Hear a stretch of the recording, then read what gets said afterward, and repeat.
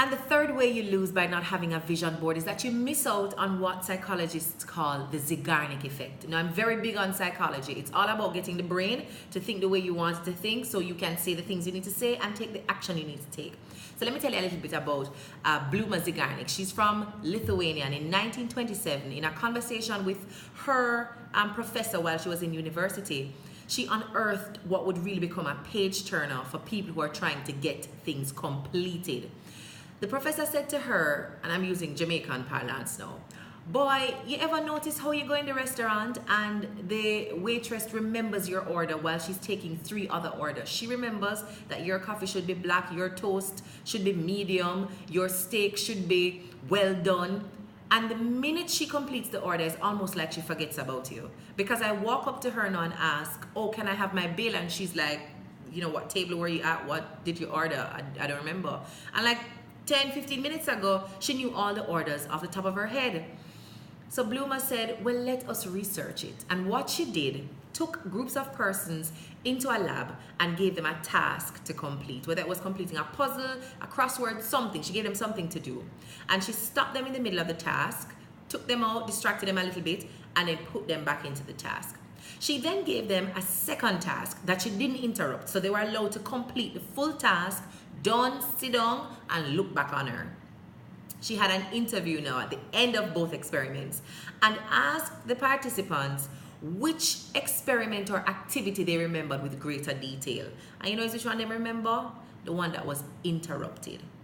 And so the more they explored this kind of phenomenon, they realized that people keep in constant memory things that are not yet complete. So by stopping the persons in the middle of the task, they could remember in greater detail exactly what they were doing. And even as they completed it, committed to greater memory what it took to get to the end of that particular task. And so we have found that by breaking people in the middle of an action, by suspending it so it's not yet done, you remember, almost like a nag, like a fly that won't go away. You keep remembering that this thing hasn't been done, you haven't done this thing, remember this thing, and it keeps in constant memory for a longer period of time. Then now, fast forward to the 1950s, a researcher in the United States now, a different psychologist, found that this Zeigarnik effect was accelerated when people were positively motivated towards a task. So it means that if they want to do it, if it's something that they're passionate about, it is even more likely that they won't forget to do it or that they will leave it undone. This brings us to the final C now, which is completion. The art of completion is finding a way to trigger the Zeigarnik effect in your brain so that you don't forget the thing that is incomplete until it's done. A lot of us have a challenge. We start something, we get very energized in the beginning, and we do not see it through to completion. So this is how a vision board helps to trigger the Zeigarnik effect. By creating this vision, putting down on paper, these are the things I plan to do, I want to do, I will do for the year ahead. And then putting it in a place where you will be constantly reminded of it as you're going through the door, as you're driving in traffic, when you're in the meetings at work, when you're chilling on the beach, when you're deciding what parties to go to, what clothes to wear, what food to eat. That vision board is triggering the Zeigarnik effect. So if you say you want to eat less rice, you've put it down on paper, you've placed that vision board in a space where you can always glance it consciously or subconsciously. Your brain then triggers itself to say, this not do yet, Mama Sita don't cut out rice yet, Papa still eat bread and pasta, And so in the moments that you're doing the thing that you're supposed to stop doing, until you have gotten to the goal, your brain will not forget that this is a thing that you need to get done. And so psychologically speaking, if your vision board is crafted in the right way, placed in a strategic position in your home or in your workplace, it does miracles and wonders for your brain. So let's look back over at the 3 big ways that you lose by not having a vision board.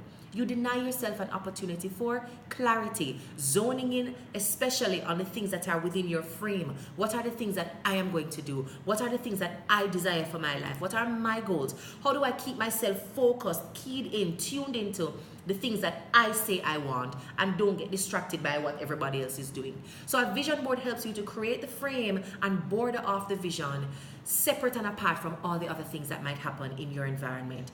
So here are the 3 big ways, I'm recapping now, that you lose by not having a vision board. 1, you deny yourself an opportunity to get clarity. By creating a vision board, you create literally the 4 walls within which the things you desire will be placed, and everything on that vision board becomes your primary focus for the year ahead, or whatever the period that you're using. But it also helps you to zone out everything that's on the fringes, in the margins. So you're focusing on the thing that is in that frame, that vision board, as my key outputs, my primary goals for this particular productive period.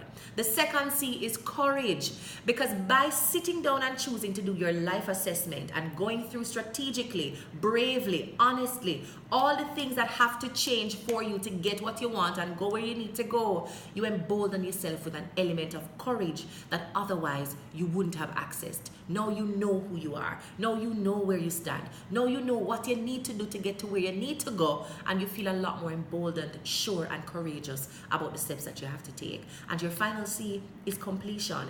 By triggering psychologically that Zeigarnik effect, we ensure that we don't forget the thing that we say we want to do, because by crafting the vision board, spending time to search for the photos, cut out the photos, write out the words, place it together, use the glue, the glitter, and the sticks, and put it up on the wall, we have said to our brain, this is an action that we plan to take, and until you've taken it, your brain will not forget it. So make sure you have a vision board so you can access the clarity, the courage, and the completion to not only set some goals and take some steps towards them, but to actually get them done. Blessings.